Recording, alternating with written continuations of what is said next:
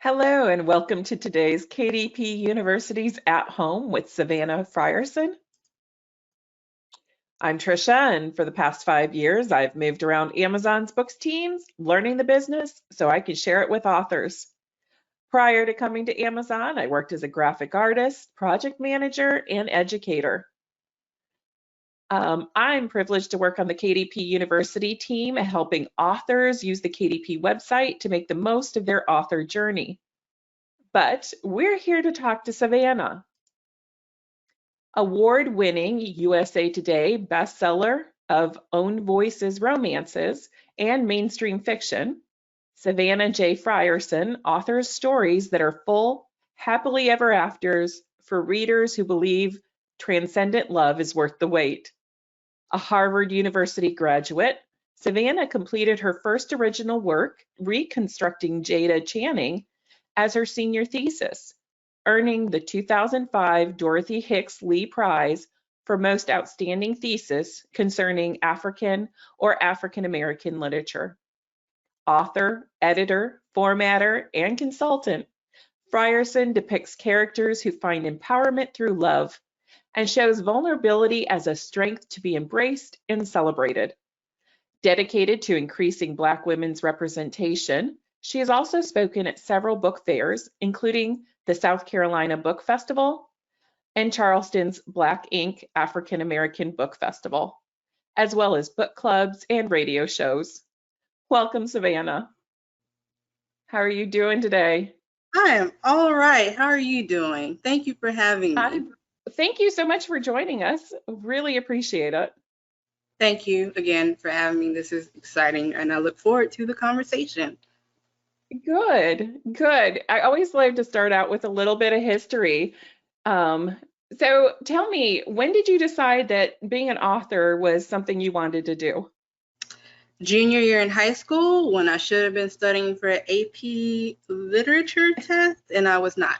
So I was writing fan fiction instead, and I'm like, yep, this is what I want to do. Luckily, I passed that test, but yeah, that was probably, teenage decision making. It is what it is. Right. But, yeah, I knew then that this is what I wanted to do going forward. So yeah. Well, and we're thankful that you did.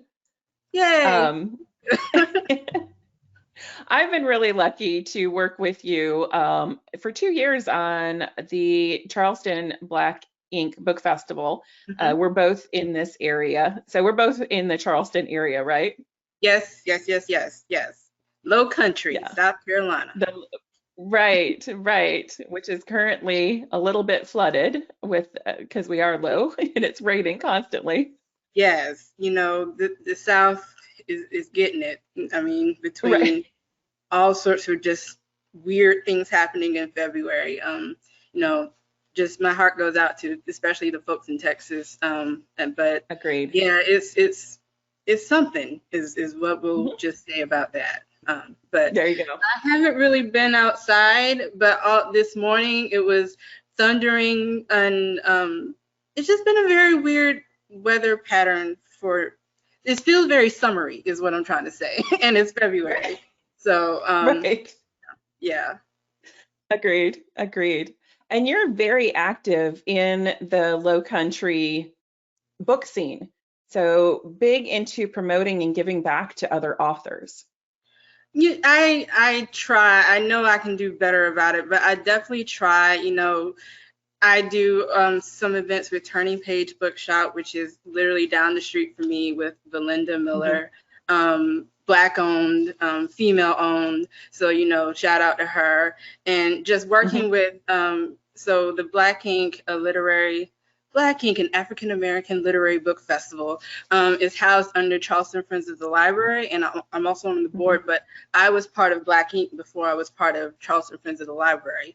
And I was invited to be on the committee partly because I work for the College of Charleston's Avery Research Center for African American History and Culture, and what we do there is really promote, make public, and preserve the stories of African Americans in the South Carolina Low Country and beyond. So they wanted somebody, on the committee to help make sure that we do that representation, and we were able to reach out to folks and make sure that we are elevating and this year's theme was amplifying Black voices. So I'm on the committee. I have my colleague, Ms. Georgette Mayo's on the committee, and so many other folks. And you know, I think this was the 5th year that we put on the festival, because you know there was this pesky little pandemic in 2020 that's still happening, and that made us, you know, switch gears. And luckily this year we were able to reach a much wider audience than we've been able to do before.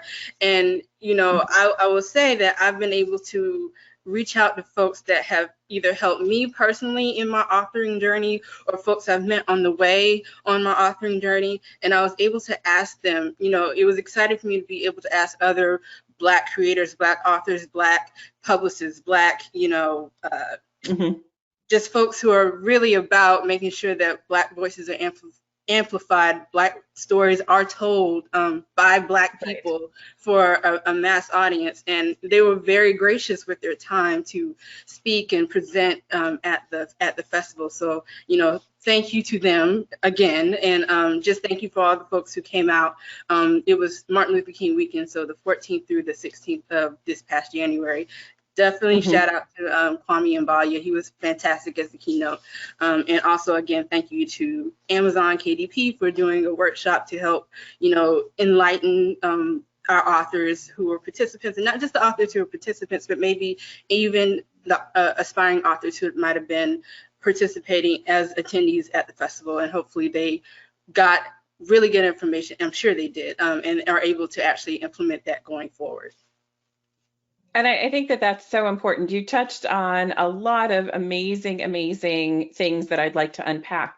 The first one is that you are not a full-time author. You have essentially 2 jobs right now. Yes. Is that correct? Yes. So can you talk a little bit about what that means? It means managing your time.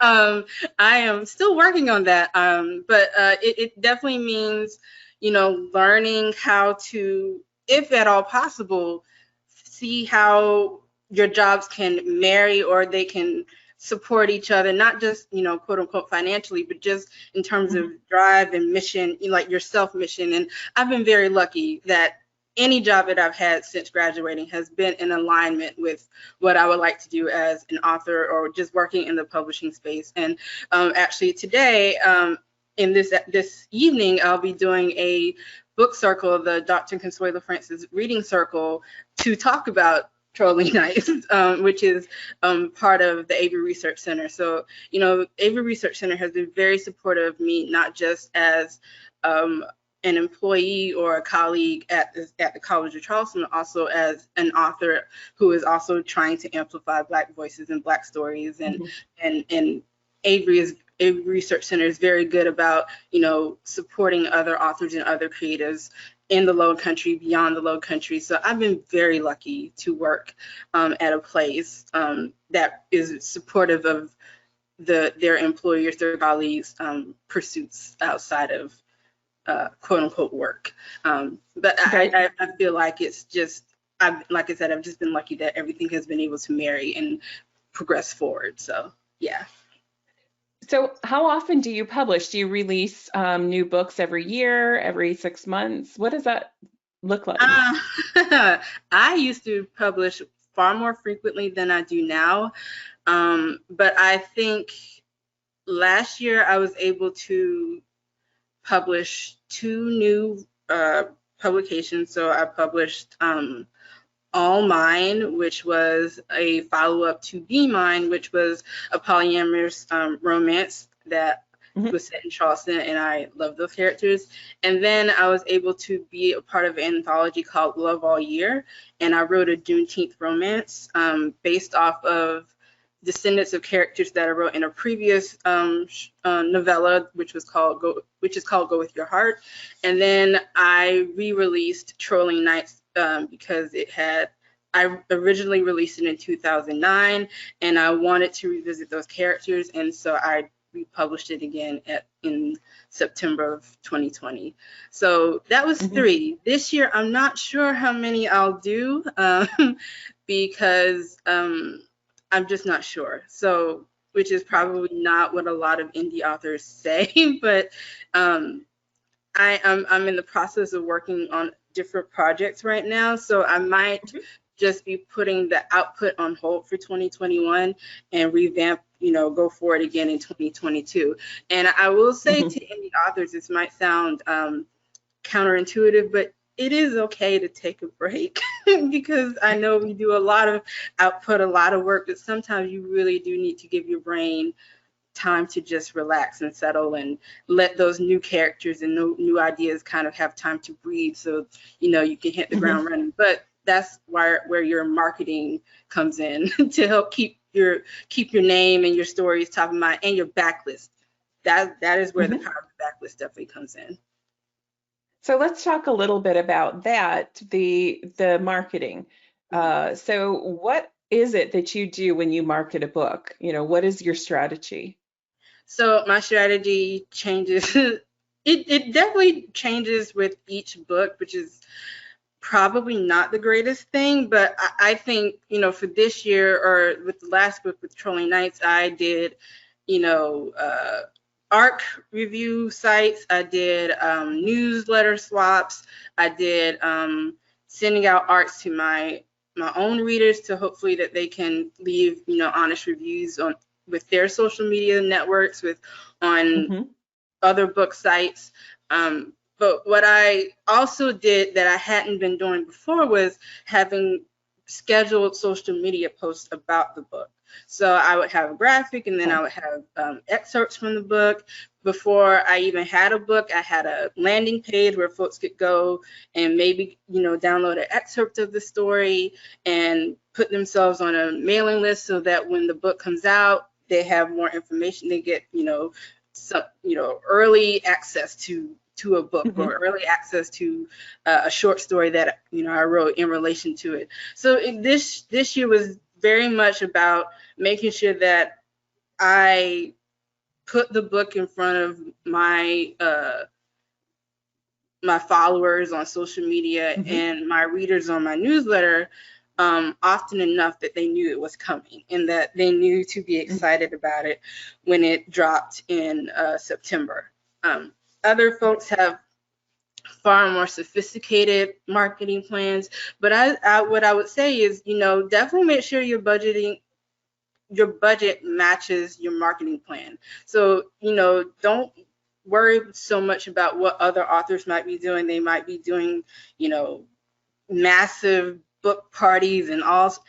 Just match what you're able to do, because ultimately, as long as you are able to share that this book is coming out, or that this book is out, that's basically what marketing is. And so, other things that I did was I shared a soundtrack on Spotify for the music that either is featured in the book, or music that inspired me as I was writing it, things like that, and what I also noticed that this year was the rise of going live on social media, Facebook or Instagram or Twitter, or whatever folks have. Right.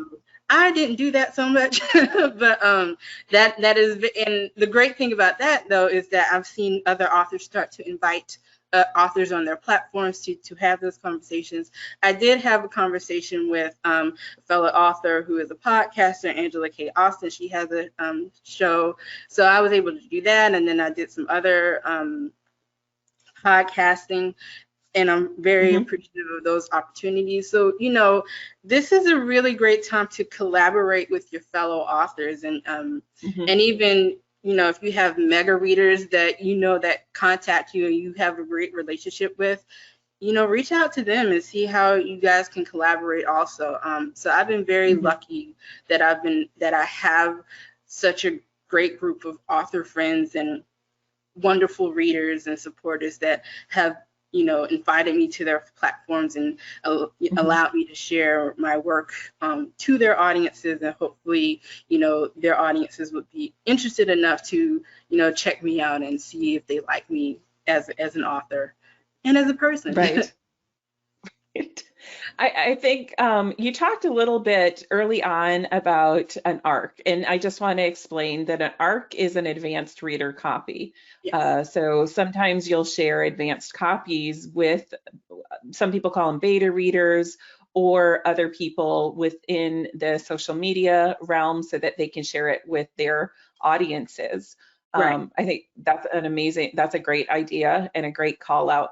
The one question that we get frequently about that is, how nervous are you of letting people read those advanced reader copies? Are you worried that they're going to share the content with other people? At this point, no. Because I can't control that. So I Right. have to let go of what I can't control. And trust me, I do occasional Google searches of my name and my books. I see my books on all sorts of sites, and I'm just it's just I can't do anything about that. So I just Right. have to hope that the people who get the ARCs, the advanced reader copies, are honest people. And Right. luckily, a lot of these advanced review sites have some, mechanism to try to mitigate that issue. But ultimately, Mhm. people are going to do what they do, and I don't have enough personal resources to chase that down. So I just have to say, Right. I hope you enjoyed it. Right. That's basically all I can leave with, and just and know that more people than not are actually buying the books and Right. doing it through proper channels. And honestly, I have had some folks who emailed me and say, hey, I'm in a country that they can't access the books, and I'm happy to make it work and make sure that Mhm. they can get it. But ultimately, that's just, do you have the time and the resources to follow those rabbits? And I don't. So I just let Right. it go. Right. But if you do, please do your best. But yeah, right now I Right. don't. And I think that that's, some authors feel like that old adage that any exposure is good exposure, that hopefully they read it, even if they didn't get it legitimately, and go find and buy the next one. It's So, just it it's more reliable to go through legitimate channels. Like, you don't know right. what else you're getting with that book. You might get the book, but you also might get some malware. You might get some. Right. So, like, hey, you can roll the dice on that. But like you said, I hope you enjoyed it. And you go to Amazon and purchase another book through legitimate means. Right. Right. Um, Now, as a self-published author, um, can you talk about when you first released your book, the first book that you released? You self-published that, correct? Mm-hmm. Yes. So I released it early enough that there was no KDP. So so I was independently publishing not too early. I was right when things were starting to shift to be more accessible for independent Hmm. authors to put their work out. But before, it was a struggle to be an independent author. You had to find printers. It was a whole thing. So I went through they call them vanity presses, but I did Hmm. not interpret, that was not my relationship with that press. I approached it as a strategic way to learn how to put a book together, even though I was working in Uh-huh. a publishing house, but it was academic, so that's different. But I Right. saw how you put a book together. I saw, what marketing sheets look like. I saw what proofs look like. I saw all of that, and I said, bet I could do that by myself. And luckily, like I said, there were book publishers that were starting to come up to allow you to do that for much cheaper than going Hmm. through those types of companies. And so Hmm. that's how I released my first 3 books. Hmm. And I think the original version of Trolling Nights was the first time I actually used the KDP suite. Yeah. So I think 2009-ish. And then it was CreateSpace before they all became Hmm. just KDP proper, which was, down here in the Low Country, the Yeah. original company. So yeah, it was just, for me, the knowledge of, I know I have a market, I know I have an audience for this book. And at the time, I was going through the traditional routes. I did the whole search for an agent. I did the submit to the publishers, and I would get partial requests and I'll get full requests, but then I will always get, we don't really know what to do with this project, because the book was being Plumville, and it was set in 1968, newly integrated college campus in Georgia, and it was an interracial relationship. They were not apparently feeling that. and in fact, one person was like, yeah, the conversation about race was just a little too much.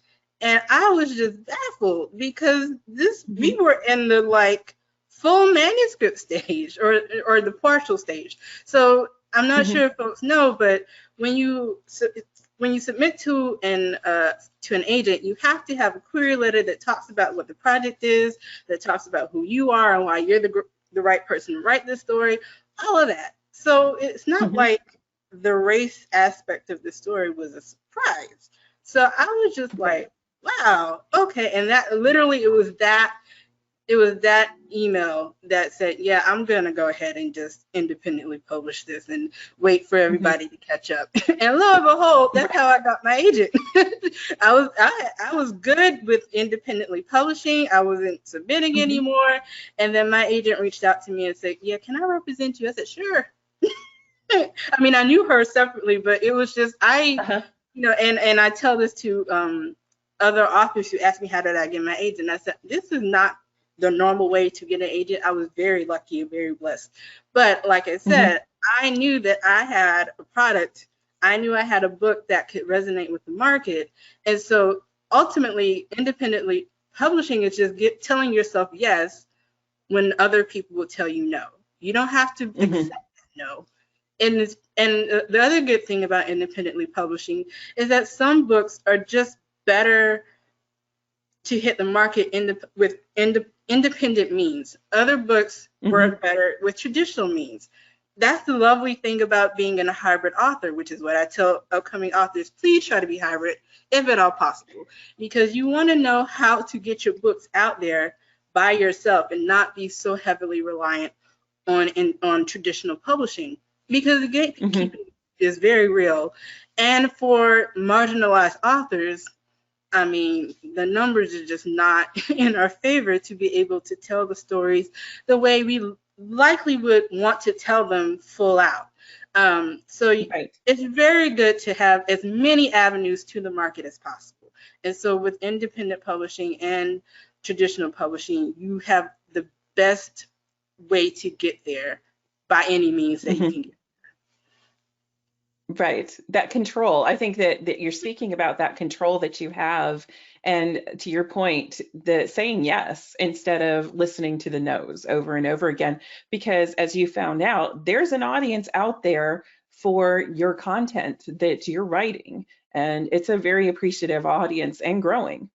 Yes, I'm consistently just kind of overwhelmed that I have readers. Even though I've been doing this since 2007, it's still just really, it's really humbling. I'm just, I'm so appreciative that folks are continue to support my work, because again, I started out as a reader, and just to know that you can be a peer of folks that you have looked up to is just amazing. And you continue to learn from them, but more surprising and more just wonderful is that they are also learning from you, even though they have those established careers. And like everybody, if you approach it in a way that I think folks should, everybody is learning from everybody. Everybody's an expert at something. So I'm constantly learning. I'm constantly taking workshops or webinars or what have you, because there's no point where you can say, I've reached the pinnacle of what have you. Like there's no such thing as that. There's so many stories to tell and so many ways to get to those stories. There's so many ways to learn how to share a new story or to revisit an old one. So it's just constant learning. And that continues to excite me. So let's ask, I want to get to some of the questions that I know that are coming in. Jackie wants to know, you said you republished one of your books. What is that process involved? What does it look like to republish a book? So for me, it was hiring an editor and it was putting a new cover on it, because when I first did Trolling Nights, it was more in-house than not, so I did the cover art. And I had a editor that I could afford, which was not, I could not afford a top tier editor at the time. So it was basically a barter system. We were both trying to come up together, which I always tell clients who ask me about editing. I say, in an ideal world, this is what you would do, but we're not in an ideal world, and our budgets are what our budgets are. And so I try very hard not to, quote unquote, shame people of especially when they're independent. Like, you can do the best that you can. Like, if you can only afford this level of editing or this just one round of this, you can only do what you can do. So, because I was able to afford a better editor, and not only a better editor, but an editor that can help me make sure that, even though the book was set 10 years ago, and I kept it set 10 years ago, that I wasn't going to be reinforcing, problematic things that weren't aligned with what maybe a character's problematic thinking would be, or what have you. I mean, because, people are imperfect, so you can't, clean up everything, but just to make sure that it would resonate with the 2020 audience, because the 2020 audience is not a 2009 audience. I think those who have been in the game for a while, not even for a while, but just from 5 years ago, the market, the audience expectation, all of that has changed. So, if you're going to republish a book, those are kind of the decisions that you have to make. Like, my editor was like, do you want to bring this up to 2020? I said, no, because there's certain things about this story that just not resonate, but they fit better, or the audience expectation would be some of these plot points can only happen in 2009. Smartphones were not ubiquitous in 2009 like they are now. So there's just certain points I would have had to change. And I don't want to really. So those are the things that you have to kind of ask yourself and talk with your editor, if you have an editor, about that. And again, updating the cover, outsource that. I have learned to outsource the things that I don't like to do if I can outsource it. And then just finding new readers to read it, to see how they resonate with it. So I had some folks who loved it the first time, and I gave it to them again, and then I found new readers as beta readers to read who had never read it before, and it was a good way to see, what still hits with the audience, and maybe or what the older audience said, why did you change that scene? Or the new readers would be like, oh, okay, yeah, I like that, or I don't like this character, or whatever, however, but it was just good to kind of workshop that and just feel how different you are as an author from when you initially wrote it. Like, is the aim of what you were writing the same? Because sometimes, the questions that we're trying to answer early in our careers may be different in the present time, or sometimes, at least with me, a lot of them have really been consistent. Like, I'm still asking this question because I haven't figured out an answer that, not necessarily that I like, but just an answer that I think satisfies what I'm trying to figure out. So yeah, those are the questions, and that, I'm not going to say challenges, but those are the concerns that I had when I was republishing Trolling Nights. But ultimately trying to update the language and make sure that, for example, I remove more ableist language, because I'm sure I had plenty of it back in 2009. I wasn't as aware of, what ableist language even was, and then to, like, you know, try to minimize harm is really the goal.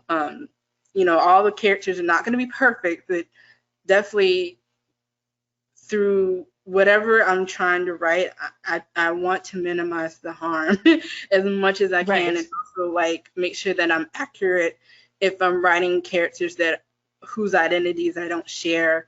I mean, as accurate as possible. I'm not the spokesperson for everybody. I can only just be as honest as I can with the characters that I'm writing in the story that I'm writing them. Yeah. And you mentioned the fact, I love the fact that you talked about that you published using the editor and the cover that you could afford at the time. I think that that's a blocker for some new authors, where they're afraid to put themselves out there because they can't afford a top tier editor, or they can't afford a top tier cover designer. But to your point, you publish where you are. You'll get there. Yes, absolutely, because I can promise you, at the end of the day, what a reader wants is to be entertained. Like, yes, the packaging does matter to a certain extent, but trust me, word of mouth is powerful. And I can tell you that's how I was able to get my audience at the beginning. Just folks say, oh, you know, I like this book. You might want to read this book. And I was lucky enough to like get on the radar of some librarians. And so, you know, they put me in their library systems, and I'm just like, oh my God, really? But, you know, ultimately, and I guess part of this is because I'm coming from a fan fiction world where we forgive a lot in terms of like errors and all sorts of things, but ultimately we want to be entertained. And there are even some authors who kind of make their mark on really kitschy cover art, to really like very basic cover art, but that's, you know, it's like you got to start where you are. If you are not, if you can't afford like a custom photo shoot for a cover, that's fine. Don't compare yourself to the traditionally published books. They have resources you do not have. They just do. And so they're able to do things that you cannot do likely when you're first starting out. And that's okay. I mean, and right now there's so many other ways that you can get your work out there that did not exist when I started and did not exist even 5 years ago. There are avenues. You know, if there's certain websites that all you need is just a photo. Like, just go to a royalty-free stock image site, find a photo, put it up. You don't even need to worry about font. You don't need to worry about title, styling, or anything. Just put the image up, and that's it. Like, that's so simple. So you have a cover that you didn't have to do anything to, and you can go forth and publish. It's fantastic. So, you know, you're gonna have to ease into those higher levels as your career grows, and that's okay. Everybody is not on the same track at the same speed. Like, go at your own speed. And I'm saying this to myself also, because it's really easy to fall into that trap of like looking over your shoulder at what your neighbor, like, you got your own lane, stay in your own track. It's okay. There's the finish line will be there. There's no prize of how early you get there. Just make sure you get there. And the audience, the readers, you know, they're there for you. They're looking for your content. So it's just about making it easier for them to find it. Absolutely. Another thing I would call out, though, is if you are going to get free artwork, double check the terms and conditions. Always read the terms and conditions to make sure that you can use it for something for resale. Just double check that. Licensing, and then ask.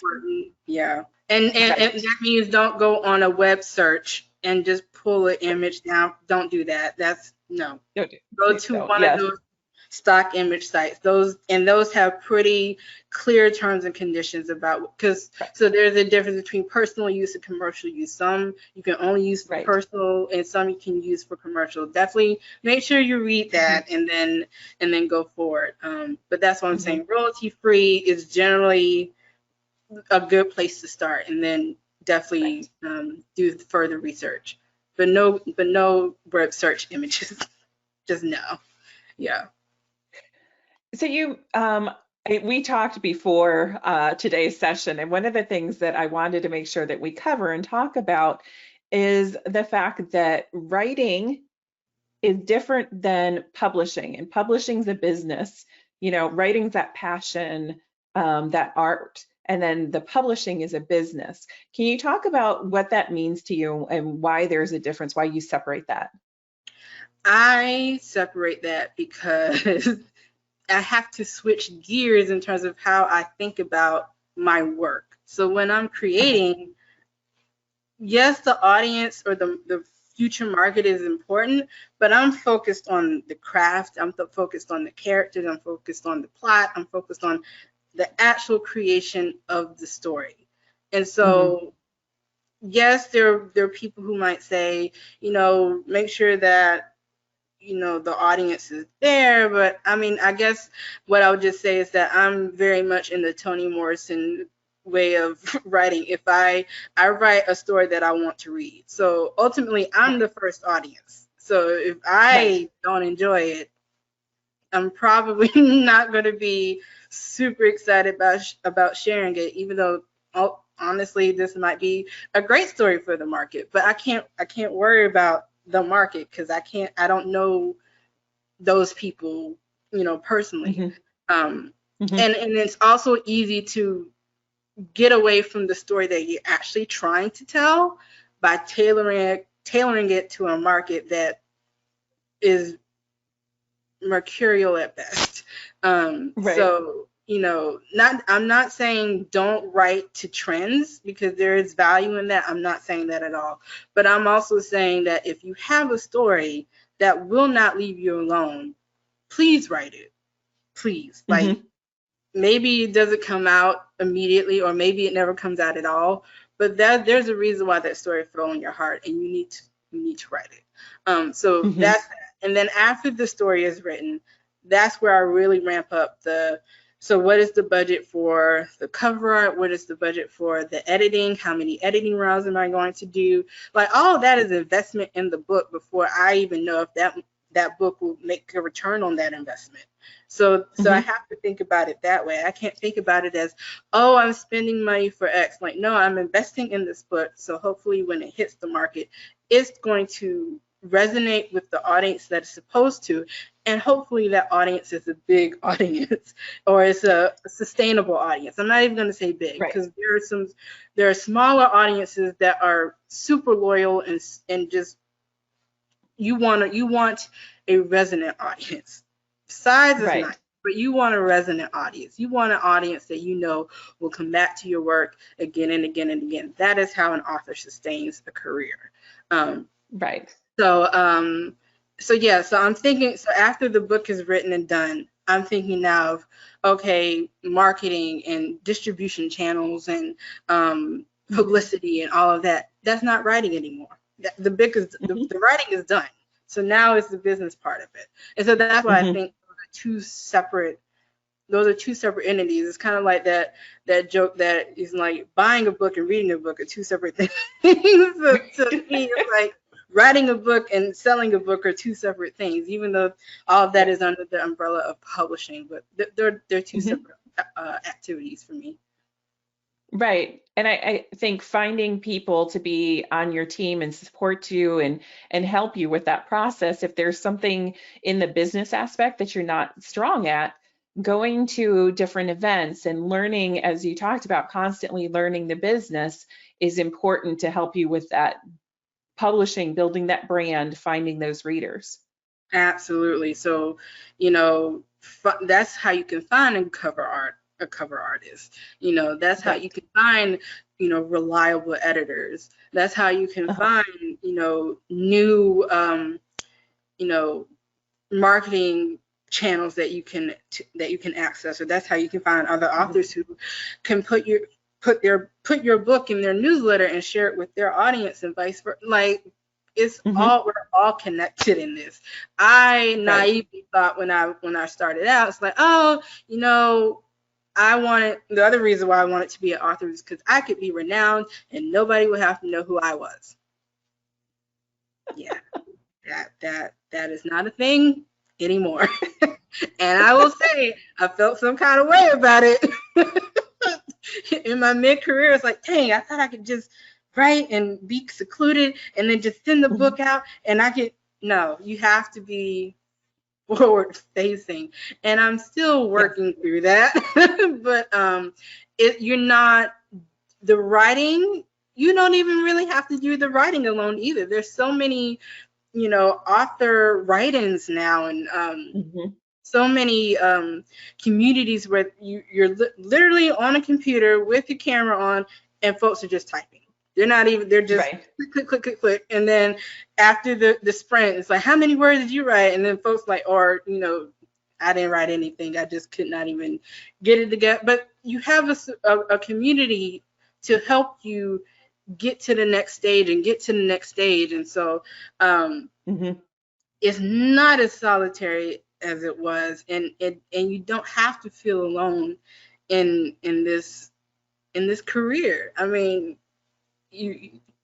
building community is so important. And I know this career path is notorious for having introverts, but introverts are very selective about the people that they hang out with. And so it's not that we don't like people, it's just we like very select and specific people. And so if you can find those folks, that will just make this journey that much easier and fulfilling. Agreed. It's such a challenge to put yourself out there. And to your point, building that brand, being an author and who you are as an author is part of that brand now. With the advent of social media, that's become a norm. And so you don't get to hide behind your keyboard anymore. You need to put yourself out there. But finding that group that you trust is going to help you significantly. Absolutely. So please join writing groups. Like the reason why Being Plumville was able to do so well was because I had joined like several writing groups, several writing boards, and I was putting up the chapters to the writing boards and getting feedback and changing. And so by the time the book hit the market, I already had a group of readers who wanted to buy it instead of just having it like I had to do with some stories that I like, copy, paste, down, print it off, stable. They have a book now. And so that is how I was able to get my first readers, is that I was able to, because I was a part of, writing communities. And funnily enough, well, not funnily enough, it's just the way that everything worked out is that when I hit the USA Today bestseller list with the anthology Crossroads, a lot of those authors were the people I was writing with in those early writing communities. And so we were able to hit this milestone together, which is amazing. So please, definitely, if you can find, I mean, right now we're still in a pandemic, so the likelihood we can do this in person is not high. But if you can find some online groups to join, writing groups to join, please do. You'll meet some really fantastic folks who will help you because they're in very different stages of their writing career. And like I said, you have something to contribute as a newbie that just as much as, more seasoned authors have to contribute back to you. So please don't feel like that you're just there to learn. You are also there to share. And you have something valuable to share. Because again, most of the time, authors are readers. And so you have that perspective to offer. And you can say, these are the types of stories I like to read, and so I'm going to start writing that. And maybe this is what you can implement in your story going forward. Even if you're not writing in the same genre, we all have something to learn from each other. Right. We have a question. What are some of the pitfalls you would tell new authors to avoid? Following other people in a way that doesn't match with what you're trying to do. It's very easy to follow advice, because I will say a lot of it is very good advice. But the thing, if you can learn early in your career how to take what resonates with you and leave the rest, that will go such a long way and honestly save you a good chunk of money. because, you know, it's very easy to say, well, this is what this is the computer that person is using, and this is the if you have a setup that works, use it until you can either afford an upgrade or you need to buy a new setup. Just whatever that setup is. Like, I would really just encourage folks to learn as soon as you can to take the advice that resonates with you and leave the rest, because some advice works for certain people because of X, Y, and Z, and it might not work for you. Like, for example, one piece of advice, especially a few years ago, was join all these Facebook groups and do all these Facebook hops and all. If you are not on Facebook and you know you're not going to sustain a Facebook community, do not do that. Because a big part of the game of being an author is being consistent. So if you are not a Facebook person, do not try to establish a very robust presence on Facebook, because that will just frustrate you as the creator, and that will frustrate your audience as folks who want to learn more about you. So if you are much better at Instagram, I know they're the same company, but it's a different platform. If you are much better at Instagram, do Instagram stuff. Even though the Facebook information and advice is great and there's still value to it, that doesn't resonate with you, so don't do it. And I'm just going to say that's something you're going to have to continue to keep in mind the longer you do this, because there's always good advice, but it has to resonate with you. It has to be something that you know that you can sustain. The other thing is really comparing where you are where other people are. That is a hard thing to stop doing, but you got to do it. I'm saying this to myself also, because everybody's journey is different, and it doesn't just go one way forever. So there are peaks and valleys. You have to just learn how to ride them, and know that, you know, as long as you keep going, it's fine. But don't think just because you didn't hit a best-selling list right out the gate that you are not a successful author. I mean, if you are a writer, so let's just say that. But just keep your path is your path. So even if you start with somebody else and they're able to hit some list or do things that you haven't done yet, their path is different. Even if you started at the same spot, their path, their journey is different. And it's not a sprint. It's not a sprint. Right. And everybody has their different priorities. If you're writing a vanity book, or you have one or two stories that you want to get out there and tell, your path and your journey is going to be different than somebody who is going out there to make a living. Their sole way to earn income is going to be writing. So that path is going to be different, to your point. Right, exactly. Just remember what your goals are your goals. And as long as you are doing the things that you need to do to hit your goals, then you're on the right path. We can't really control how quickly we'll get to them all the time, but again, your goals are your goals. They're not somebody else's goals. Somebody else's goals are not yours. They might be similar, but like you said, to your point, everybody's path is different. Everybody's timetable is different. And just, know that you're okay. You will be okay. It will be okay. So we are closing off at the top of the hour. So I have two questions that I want to make sure that I get to. One is own voices. What is own voices, and what does that mean to you? Own voices is basically telling stories that match the identity of the author. So for me, that would be, and particularly from the protagonist perspective. So for me, that is writing stories about Black women, as I identify as a Black woman. Now, I could easily write a story about a Chinese woman, but that would not be own voices, because I am not a Chinese woman. So that is, or another dimension of own voices could be if I were a trans woman.